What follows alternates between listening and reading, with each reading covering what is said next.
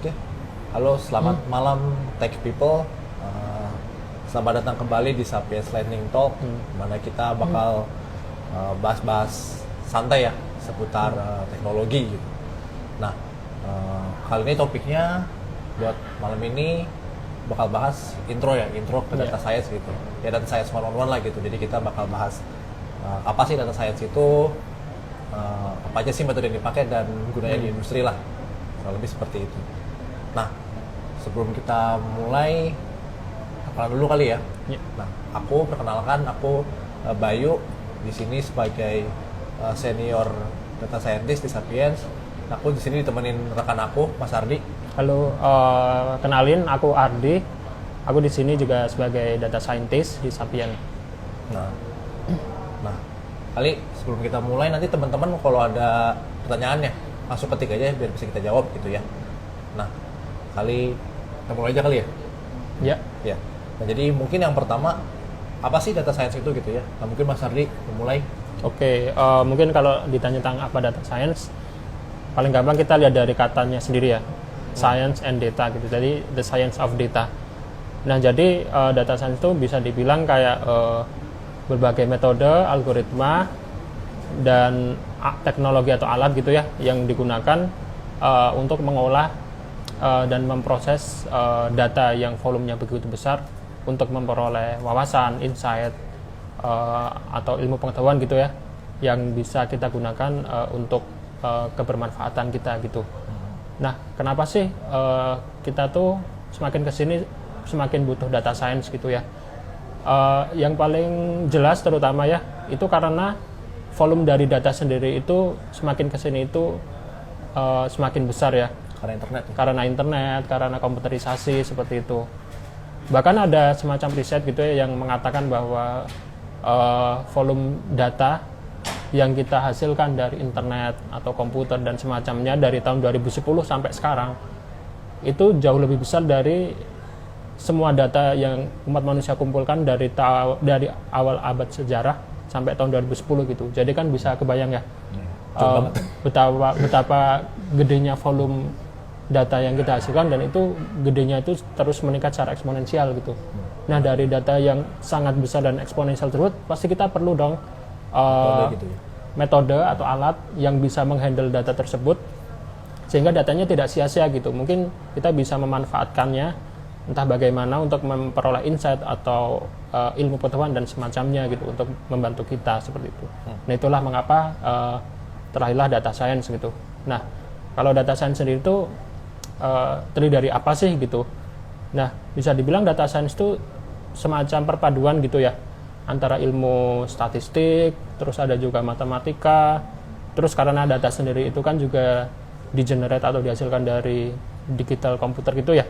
Jadi juga ilmu komputer, terus kita juga memadukannya dengan domain khusus gitu. Misal kayak kalau di ekonomi berarti kan datanya kan data keuangan, berarti kita juga memadukan dengan ilmu ekonomi gitu. Kalau di biologi misal ada enzim atau mungkin DNA gitu, berarti juga masuk ke domain biologi dan seterusnya seperti itu. Nah, jadi mungkin gini kali ya, lebih ke data science itu sebenarnya lebih ke penerapan ya. Lebih ke penerapan ilmu statistika dan data ya, ilmu statistika ke data-data yang ada di zaman sekarang gitu. Nah, data-data ini bisa dari mana aja gitu, bisa dari data tadi ya, data ekonomi, data transaksi, atau data-data biologi gitu ya, atau data-data pabrik gitu ya, betul. Mesin pabrik. Jadi fleksibel gitu, jadi lebih ke pengaplikasian ilmu statistika yang jadinya possible karena datanya udah banyak dan kita sekarang punya teknologi ya, komputer yang mampu memproses algoritma tersebut gitu ya. Mungkin 20 tahun lalu belum bisa ya karena keterbatasan komputer dan data gitu kan. Gitu. Nah, terus emang data science bisa apa aja sih gitu ya, bisa ngolah apa aja. Nah, data science itu kita hampir bisa mengolah sebuah data lah gitu ya, dari data yang relasional ya, kayak data di database atau data di Excel gitu, data yang rapi itu bisa kita olah obviously kan buat dapat insight. Tapi juga data-data yang nggak terstruktur kayak misalkan gambar foto gitu juga bisa kita olah gitu, gambar, foto, video, bahkan teks biasa kayak di sosial media pun itu bisa kita olah gitu sampai bisa menghasilkan insight. Makanya data science itu pengaplikasiannya sebenarnya sangat luas gitu. Mungkin kalau kita bahas general, terus ada data tadi diapain aja sih gitu. Nah, mungkin contoh simpelnya kayak deteksi pola ya. Deteksi pola, kita bisa tahu nih transaksi, kalau di bank misalkan ya, atau data transaksi, tahu transaksi mana yang anomali atau fraud gitu. Atau kalau di gambar tadi ya, kan gambar bisa diolah juga. Kalau di gambar atau video kita bisa ini otomasi ini. Oh ini tuh foto orang misalkan, atau ini tuh foto kucing atau anjing, itu juga bisa diotomasiin gitu. Atau prediksi misalkan kan yang dianggapnya itu sekarang ngetren machine learning ya. Machine Kan learning, bisa ya. prediksi gitu. Nah prediksi juga bisa, misalkan kalau di perusahaan yang jualan gitu ya, perusahaan jualan bisa ngeprediksi penjualannya atau prediksi dan tren pasar, itu juga termasuk domain data science gitu. Jadi emang aplikasinya luas gitu ya, karena emang inti dari data science itu mengaplikasikan ilmu statistika ke berbagai macam domain statistik. Berbagai macam domain spesifik gitu. Nah mungkin nextnya kita bisa ke ini kali ya, apa sih proses-proses kerja data science gitu ya. Kalau seorang DS tuh, kita ya DS tuh kerjanya apa sih step-stepnya gitu. Nah mungkin dari Mas Ardi lagi mau mulai. Nah, kalau proses sendiri pasti yang paling pertama itu ini ya, kita harus bisa memahami masalah apa yang kita pengen solve, pinpoint apa yang kita pengen solve seperti itu. Contoh aja nih, misalnya ada suatu perusahaan buah-buahan gitu ya, mereka tuh ingin Habis panen gitu misalkan. apa? Habis panen misalkan. Habis panen ya betul, misal habis panen, terus mereka ingin menyortir nih buah-buahannya atau mungkin menghitung rasio buah-buahan antara buah yang sudah agak busuk atau mungkin yang matang dan yang masih agak mentah mungkin gitu ya. Nah itu kan kalau misalnya kita pakai tenaga manual gitu untuk menghitung satu-satu, itu kan pasti membutuhkan waktu yang sangat lama gitu ya, dan juga dan mungkin nggak akurat juga gitu karena kan manusia gitu ya, dan juga mungkin butuh manusia yang banyak juga gitu untuk menghitung segitu banyaknya gitu kan. Nah gimana sih kira-kira bisa nggak kita mengautomasi ini menggunakan data science gitu, menggunakan AI gitu. Nah ternyata bisa gitu, misal kita memasang kamera, terus kameranya kita pasang menggunakan metode salah satu data science, misal AI gitu, model AI untuk menghitung secara otomatis buah mana yang udah matang dan belum, seperti itu. Jadi nggak perlu manual lagi ya, Ya, ditempel gitu. dengan cara begitu kan kita jadi bisa meminimalkan cost seperti itu kan. Selain itu, misal nih ada masalah di FMCG gitu ya, misal suatu perusahaan pengen ngejual produk A gitu, tapi kan nggak bisa serta-merta beli banyak gitu ya, takutnya kan nggak kejual habis atau gimana. Nah kita bisa memprediksi demand nih, pakai suatu metode prediksi gitu untuk memprediksi demand di bulan depan atau mungkin minggu depan gitu ya. Kira-kira demandnya berapa sih gitu, sehingga kita bisa ngestok barangnya itu dengan pas gitu, nggak kebanyakan atau nggak terlalu sedikit, seperti itu. Jadi kayak ini ya, ngeprediksi, kita kan udah punya datanya nih, data historikal ya kan, tren penjualan. Jadi tahu, oh kalau misalkan bulan depan kira-kira demand-nya bakal tinggi ya kan, berarti bisa produksi lebih gitu ya. Tapi kalau demand lagi kecil ya berarti kan ngapain produksi gede-gede gitu kan, bisa diturunin gitu. Ya, betul. Lebih seperti itu ya. Nah, terus setelah pemahaman masalah kemudian setelah memahami masalah tentu kita mengumpulkan data gitu ya. Misalkan data internal perusahaan gitu. Contoh kayak yang tadi, misal prediksi demand dari FMCG gitu. Pasti kan perusahaannya kan udah punya data historical mengenai demand yang sudah lampau gitu ya. Dan itu kita bisa manfaatkan untuk membuat suatu model prediksi sehingga bisa melakukan tugasnya dengan baik. Atau misal data publik juga bisa gitu. Misal contohnya yang tadi sortir buah-buahan, mungkin perusahaan tersebut belum terlalu banyak punya foto buah gitu ya, mungkin kan belum karena fotoin kan mungkin. foto-fotonya belum banyak gitu, atau mungkin malah belum ada. Nah itu kita bisa juga nyari data di publik yang open, yang available secara gratis gitu ya, mencari foto buah-buahan. Nah itu kita bisa manfaatkan, kita bisa training, terus kita bisa pasang tersebut gitu. Atau mungkin eksternal yang lainnya, misalnya seperti klien atau partner gitu, misal kayak yang kita lakukan di Sapien, karena Sapien kan sebagai konsultan gitu ya, punya banyak klien, nah kita minta datanya ke klien gitu, seperti itu.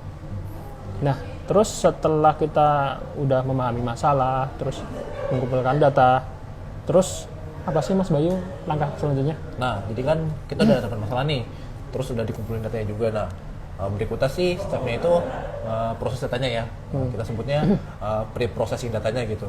Nah, disebut pre-processing karena sebelum kan itu udah kumpul nih. Ya jelas kan stepnya harusnya kita mulai analisa kan datanya. Tapi sebelum kita mulai analisa ya pasti kita harus bersihin dulu datanya dong kan. Pasti kan data-data yang kita kumpulin kayak kita tahu ya data itu kan nggak selalu bersih ya. Kayak contoh misalkan data transaksi gitu ya, e-commerce gitu. Orang aja kalau ngisi alamat kan kadang acak adut ya. Gitu. Nah, jadi setelah kita punya data tuh pasti yang pertama kita bersihin dulu datanya kan. Kita bersihin dulu datanya. Nah, baru tuh kalau kita udah bersihin datanya, kita bersihin data-data yang kita anggap aneh, anomali gitu, baru kita bisa ke step berikutnya yaitu mengeksplorasi data gitu. Nanti eksplorasi data ini yang biasanya mulai menarik lah gitu prosesnya. Jadi kita mulai mengidentifikasi nih apa sih kayak hubungan antara variabel-variabel di data kita, ada hubungan apa enggak, atau ada data yang kita punya ada nggak sih pola-pola anomali tertentu gitu.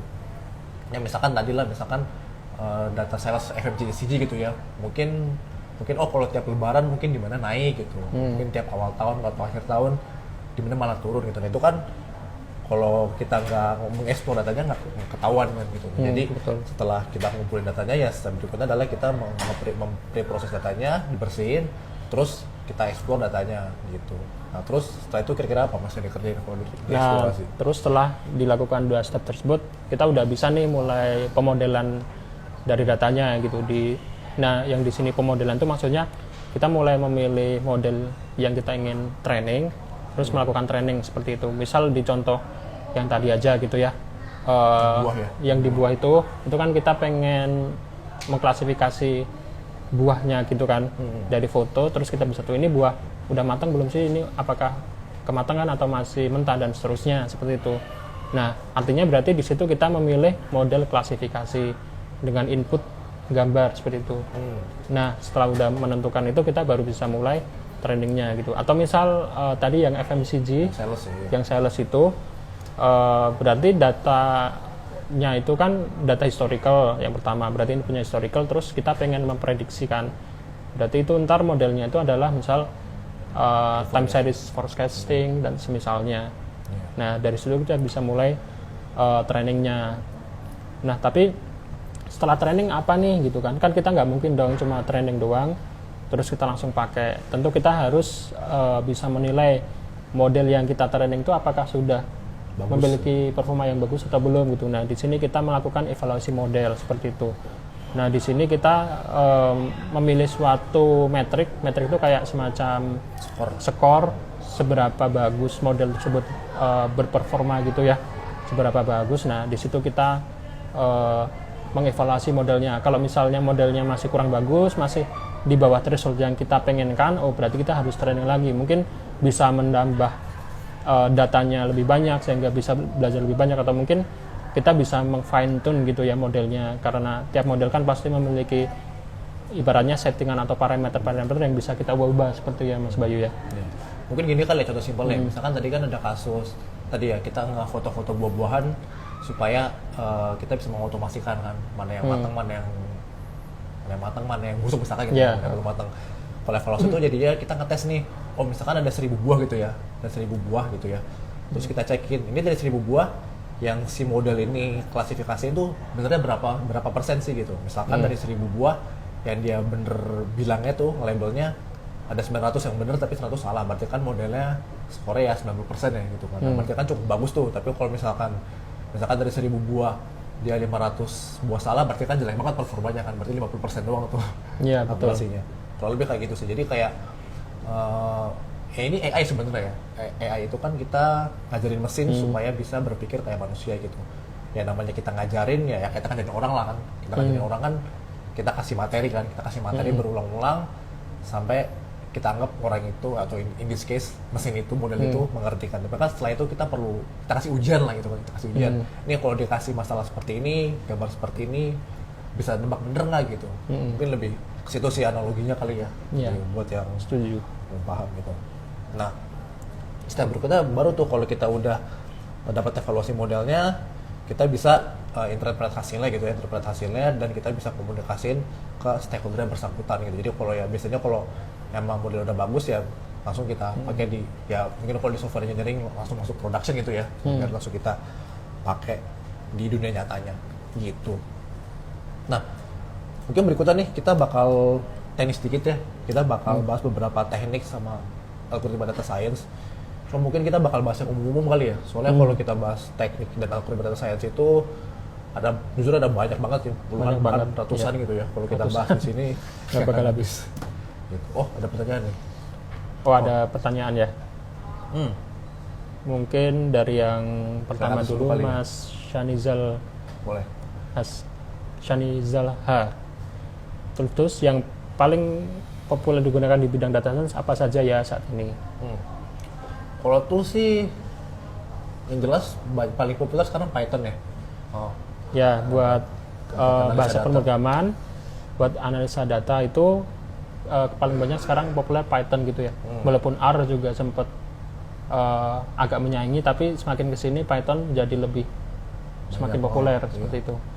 Kalau R itu pengalaman aku, dia fokusnya buat researcher sih, Mas gitu. Karena memang beda paradigma sih. Kalau Python kan emang umum ya, maksudnya ya orang belajar Python tuh gampang. Kalau R lebih sulit, tapi ya sekarang sih umumnya Python ya. Terus kalau buat proses data pakai Pandas kan. Pandas, NumPy. Nah kalau tools lainnya mungkin tergantung apa yang dianalisa ya. Kalau misalkan pengen menganalisa gambar, ya banyak kan tuh Keras. Apalagi sih Keras, TensorFlow, PyTorch juga. Kalau misalkan data tabular biasa ya kadang Pandas atau Scikit-learn ya. Scikit-learn itu udah cukup lah buat 90% of the case lah. Tapi kalau kita mulai analisa data yang ribet-ribet kayak misalkan time series ya. Nah, time series tuh mungkin udah macam-macam tuh, bisa pakai Prophet yang punya Facebook atau pakai model basic kayak Arima itu juga masih bagus sekarang. Gitu sih. Gitu.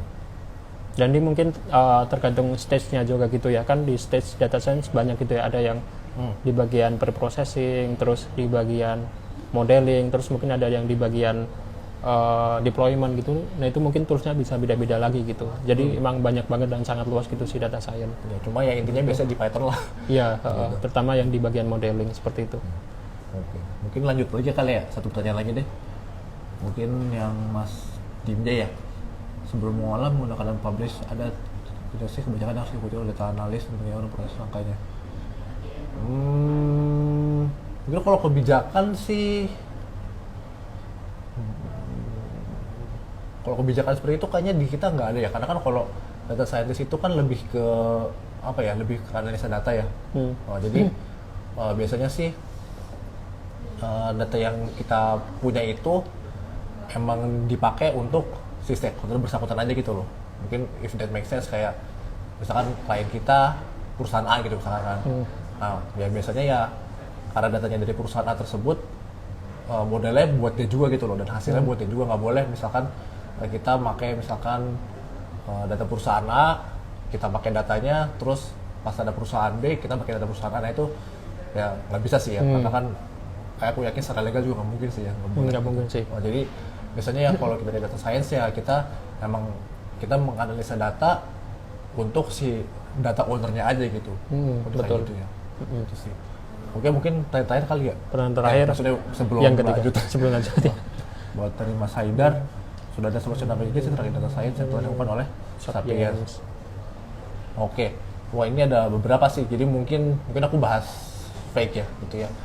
Kita ada salah satu yang masih jalan nih. Kita ada forecasting gitu ya. Kita ada forecasting itu prediksi harga batu bara gitu. Jadi salah satu klien kita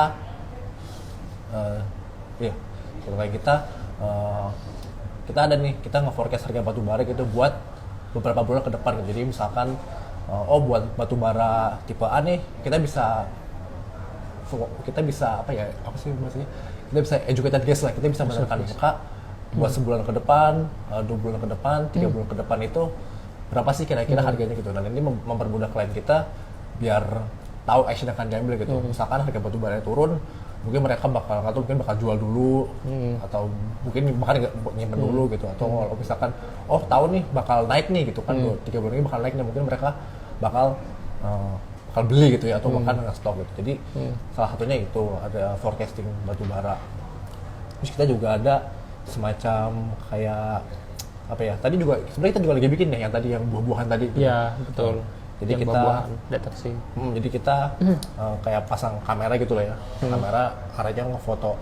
buah-buahan, nanti bisa kehitung tuh apa, jadi dari satu gambar nanti ke kotak-kotak gitu ya. Oh ini buahnya ini, terus kan dari di setiap segmen apa yang dibulatin itu ketahuan, oh buah ini yang ini matang, yang ini belum matang, yang ini busuk gitu. Nah itu juga kita lagi develop ya mas, gitu. Kita juga udah pernah juga ngerjain yang ada istilahnya namanya predictive maintenance gitu ya. Iya. Jadi itu intinya kayak kita bisa memprediksi kapan suatu mesin itu bakalan rusak gitu, dengan cara melihat sensor real time dari si mesin tersebut seperti itu. Dan itu ntar data sensornya kita bandingin sama historical datanya ya? Iya betul. Jadi dengan si mesinnya itu bakalan si modelnya bakalan mempelajari data sensor historical dari si mesinnya. Si model bakal bisa memprediksi kalau misalnya sensornya seperti ini, bakal berapa hari lagi sih, atau misal bulan lagi si mesin bakal rusak seperti itu. Jadi ketahuan nih misalkan mungkin contoh simpel kayak mobil gitu ya. Kalau mobil nih, kalau misalkan mesin A-nya udah kayak gini datanya, mungkin nih mobil kalau nggak dibenerin, nggak di servis, sebulan lagi bakal rusak nih, kayak gitu ya kurang lebih. Nah itu juga kita pernah bikin gitu. Jadi cukup banyak sih gitu. Nanti mungkin kalau mau tahu lebih detailnya bisa tanya lebih lanjut. Gitu. Oke, mungkin kita lanjut dulu kali ya ke teknik dan algoritma data science apa aja. Kita balik lagi. Oke, nah, kalau ngomongin teknik dan algoritma sendiri ya, yang paling pertama dan mungkin sebenarnya cukup sederhana itu adalah yang bisa dibilang itu statistika deskriptif gitu ya. Jadi simpelnya tuh ya bukan sekedar kita mendeskripsikan data tersebut melalui berbagai variabel statistik gitu, misalnya seperti mean atau rata-rata, median, nilai tengah, mode, standar deviasi dan seterusnya. Dan dengan mengetahui statistik tersebut, kita kan jadi bisa memiliki gambaran nih datanya itu seperti apa. Dapat feel-nya gitu ya. Dapat feel-nya. Misalnya kalau standar deviasinya gede, oh berarti si datanya itu cukup tersebar, nilainya itu tersebar gitu. Kalau misalnya min-nya ada di sekitar sini, oh berarti secara average datanya itu ada sekitar sini. Ya. Dan statistika deskriptif ini tuh biasanya kita terapkan waktu di proses kita eksplorasi data gitu, waktu di step beberapa sebelumnya seperti itu. Benar. Nah, nextnya baru nih, kalau misalkan kita udah ngelawatin itu, ada teknik, ada model lain nih, algoritma lain, namanya regresi gitu. Ya mungkin teman-teman udah familiar pasti sama regresi ya kan, pas kuliah juga sering denger. Nah, kalau regresi itu suatu cara untuk memodelkan hubungan antara beberapa variabel dengan suatu variabel targetnya gitu. Simpelnya sih regresi itu buat nge-forecast ya, nge-forecast suatu angka gitu. Contoh simpelnya yang anggap aja misalkan kayak kita ada dua data nih, ada data harga rumah sama data luas rumah gitu misalkan ya. Kan pasti kalau kita petain tuh, misalkan data di sumbu X-nya kita petain data luas rumah, terus yang sumbu Y-nya kita petain data harga rumah. Pasti kan bentuknya makin luas rumahnya makin mahal pasti kan, biasanya kan seperti itu. Gitu. Nah dari situ kan kita bisa kayak simpelnya tarik garis, dan garis inilah yang kita sebut regresi linear gitu ya. Nanti bisa kita pakai buat memprediksi data yang baru. Misalkan jadi tahu nih kalau kita udah bikin garisnya, kan kita bisa kira-kira, oh kalau gue mau beli rumah luasnya misalkan 1.000 berapa ya gitu. Oh kalau mau beli rumah luasnya 500 berapa ya. Nanti kan dari garis tersebut bisa kita tebak lah ya, tanda kutip tebak gitu. Kita bisa regresikan berapa sih harganya. Kalau regresi kurang lebih seperti itulah simpelnya gitu. Tentunya lebih banyak metode lain yang lebih canggih, cuma ya yang umumnya itulah yang paling simpel. Betul.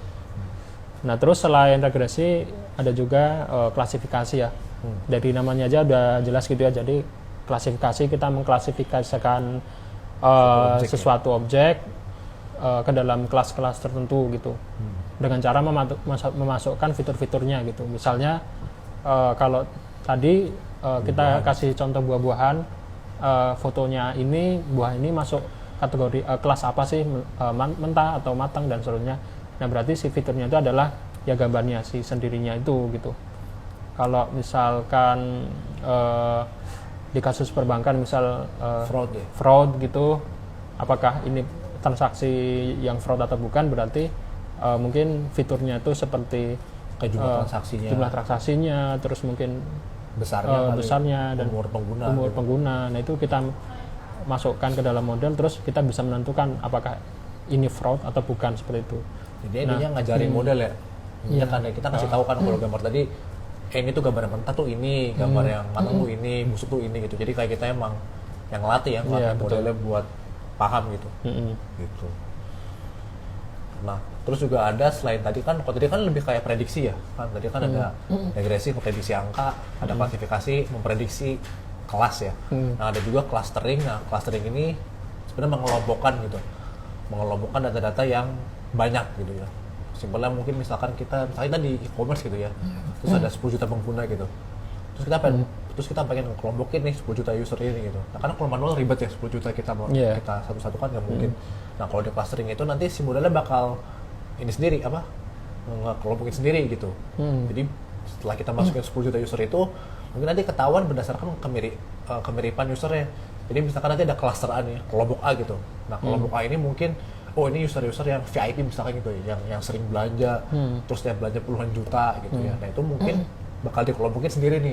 Tapi nanti mungkin user-user yang yang cuma belanja cuma sebulan sekali, terus volumenya dikit, tapi rutin belanja terus juga gitu, itu bakal satu cluster lagi gitu. Betul. Tapi ntar mungkin ada kelompok user lain nih, user lain yang jarang belanja gitu ya, jarang belanja, udah setahun nggak belanja, kalau belanja pun dikit cuma ada promo.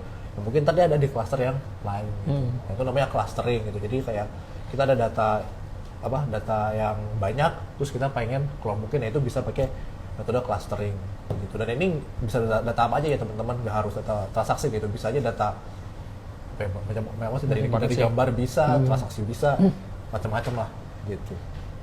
Nah, terus teknik yang lain yang mungkin hype banget gitu ya yang sekarang, yaitu generative model gitu. Pasti teman-teman sering banget dengar gitu ya. Akhir-akhir ini kan ini booming banget gitu ya. Generative model apa sih sebenarnya? Nah, in a nutshell, generative model itu adalah model yang mempelajari suatu data sehingga bisa membuat distribusi dari data tersebut, sehingga bisa mengenerate atau membuat data baru yang belum pernah ada di datasetnya itu dengan cara mensampling dari distribusi yang udah kita bentuk seperti itu. Contoh yang paling terkenal aja nih, misalnya kayak chatbot gitu, atau misalnya ChatGPT gitu. Nah, itu kan si ChatGPT itu kan dilatih dengan data teks banyak banget dari berbagai sumber, dari internet, dari textbook dan seterusnya. Nah, itu dari situ kita si ChatGPT-nya itu bakal bisa membuat atau mengkonstruk suatu distribusi dari si teksnya. Pastikan distribusinya itu high dimensional banget gitu ya, dimensi tinggi. Nah, sehingga ketika kita tanya sesuatu, si ChatGPT-nya atau modelnya itu bisa mengenerate data yang benar-benar baru dari sampling, dengan cara sampling dari distribusi tersebut gitu. Atau misalnya contoh lain tuh image generation gitu ya, kayak misalnya DALL-E atau stable diffusion, pasti kan teman-teman sering dengar gitu ya. Itu dengan cara modelnya itu di training dengan dataset yang sangat banyak, misalnya gambar foto orang gitu ya. Nah, dari training tersebut nanti modelnya itu bisa mengkonstruk suatu distribusi model. Kemudian dengan cara mensampling dari distribusi tersebut, kita bisa mengenerate foto muka baru yang mungkin benar-benar baru, yang nggak ada di dataset yang buat training tersebut gitu.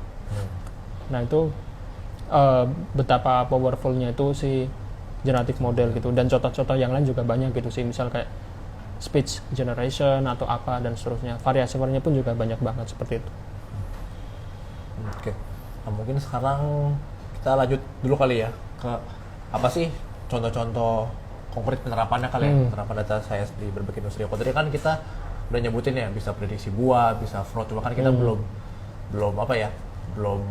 exact nih nyebutin per industri. Nah, kita coba nih kita coba ya specify per industri gitu. Nah, misalkan mungkin yang orang jarang tahu nih gitu ya, di kesehatan nih misalkan gitu.